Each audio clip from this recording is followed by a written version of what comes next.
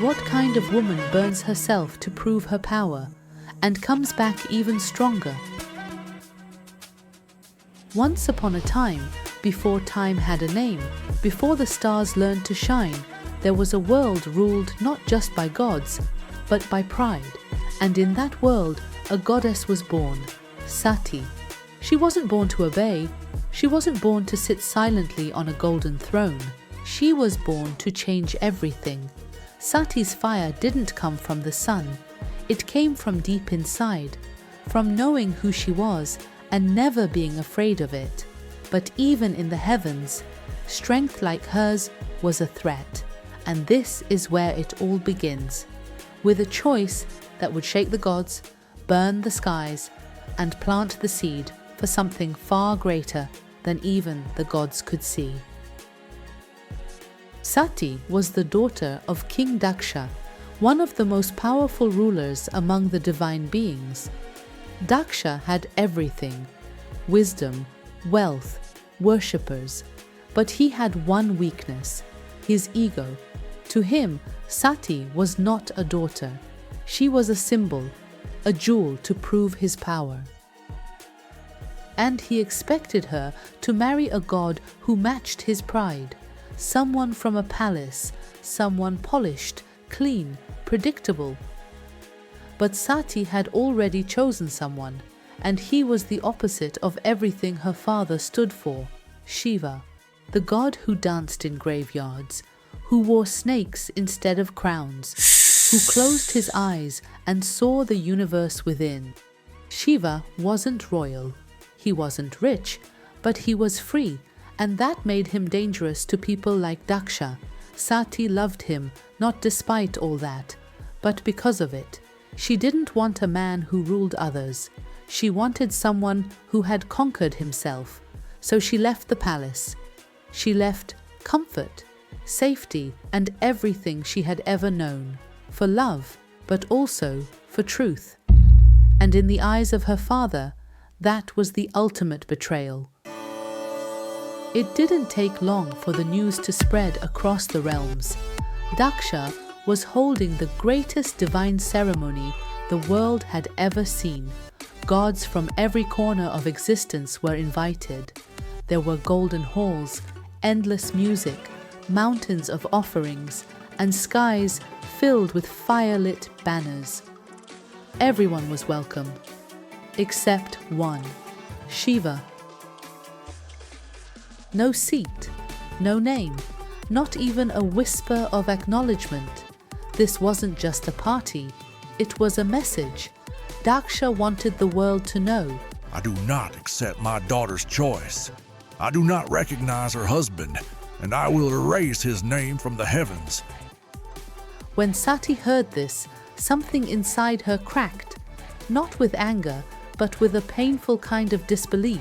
She looked at her father's face and saw nothing but pride wearing a mask of righteousness. Still, she believed in bridges, in truth, in family. She believed that maybe, if she showed up alone, her father's heart might still recognize her. So she went, without Shiva, without guards, without fear. Just a daughter, hoping to be seen. The moment Sati arrived, the music stopped. Eyes turned, some in awe, some in judgment, but Daksha didn't even stand. He smirked, and then, in front of the gods, he began to speak, his words cut like knives, disguised as jokes, soaked in poison. He called Shiva a madman, a wild animal, a disgrace to the gods.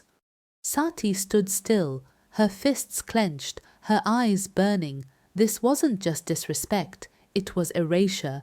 Daksha wasn't just mocking Shiva, he was denying Sati's choice, her love, her voice, her power, and in that moment, she knew something very clearly. There are battles you fight with words, and there are battles you fight with fire. She walked to the center of the gathering. Her voice was calm, but it echoed like thunder. When a woman's truth is not respected, her silence becomes the loudest scream. And then, right there, in front of every god and goddess, Sati sat in stillness, closed her eyes, and became pure flame, not a scream, not a cry, just fire, fierce, controlled, holy.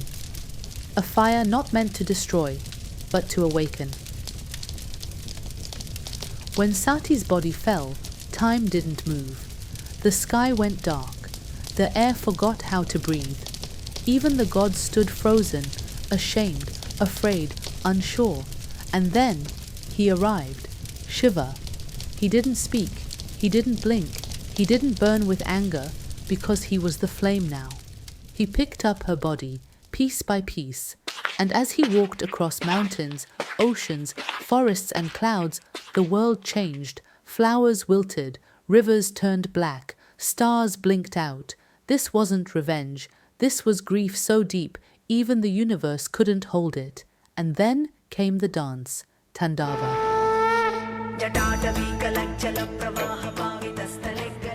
A cosmic storm of fury and sorrow. With every step, mountains crumbled. With every spin, time bent. With every stomp, creation itself began to shake. The gods begged him to stop. But how do you stop a god who's lost his world? The only thing that could end this destruction was rebirth.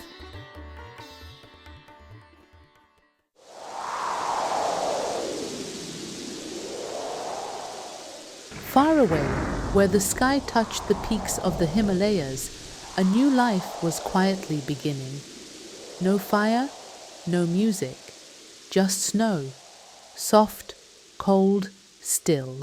In a tiny mountain village, where the wind whispered secrets and the moon watched closely, a little girl was born. Her parents didn't know it, but she wasn't just a child. She was the echo of something ancient. She was the second chance the world had been waiting for. Her name was Parvati. She had no memory of flames, no memory of palaces or gods or pain. But something inside her, deep, unspoken, remembered. As she grew, she didn't play like other children. She sat beside rivers and listened to their stories. She watched the stars as if they were old friends, and every night she dreamed of a man with eyes closed in eternal silence. A man the world had forgotten, but her soul had not. Some call it fate, others call it destiny. Parvati just called it a feeling she couldn't ignore. By the time she became a young woman, the voice inside her was no longer a whisper. It was a call, strong, silent, and certain, like a magnet pulling her higher, toward the peaks. Her parents tried to stop her. They reminded her of cold danger and stories of gods who no longer cared about the world. But Parvati knew, not with logic, but with something deeper, that her path was up there. So one morning, before the sun rose, she tied her hair, packed nothing, and began to climb. Up through the forests, past the clouds, into the snow, until she stood before a cave older than time. And inside, sitting in perfect stillness, was him, Shiva, exactly like in her dreams, eyes closed, body silent, heart sealed. She stood at the entrance. She waited for him to notice. He didn't move, not for a minute, not for an hour, not for days, but Parvati didn't leave.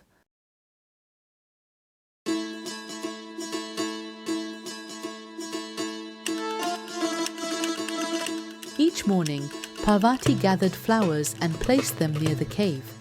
Each night, she lit a small fire and whispered stories to the wind, stories of hope, of loss, of strength. Shiva never responded. To him, she was just another seeker, another soul trying to disturb his stillness. What he didn't know was that this girl wasn't here to wake him. She was here to wake herself. So she began her own journey. Not outwards, inwards. She sat in the snow, legs crossed, hands still. She meditated for hours, then days. She battled her hunger, her fear, her doubt. She saw visions, terrifying illusions sent by the gods to test her. One whispered. "He will never love you. Another hissed. You are not divine." The third laughed. You are wasting your life for a man who will never open his eyes. But Parvati didn't flinch. She wasn't here for approval. She wasn't here for love. She was here for truth. And slowly, something inside her began to shift. Her breath became steady, her heart unshakable, her soul fire wrapped in snow. She wasn't waiting to be chosen. She was choosing herself.